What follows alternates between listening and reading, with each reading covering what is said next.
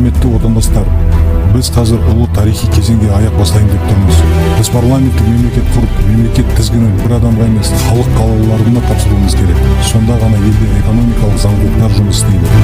Ал қазір біздің көріп отырғанымыз Назарбаевтың өтірігі мен жауапсыз саясаты елді ауыр жағдайға душар етіп отыр. Нұрсұлтан Назарбаев не только вор, он откровенный уголовный преступник.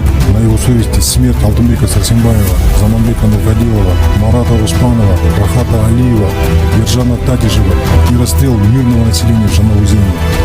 И мы, народ Казахстана, должны объединиться и свергнуть бандитский режим Назарбаева, который он выстраивал на протяжении 30 лет, перешагивая через 18-миллионный народ Казахстана ради собственной наживы. Кто он после этого? Мы никогда за него не голосовали. И знаем, что он вор. Слава Казахстану, слава ДВК, Казахстану демократия, Алга.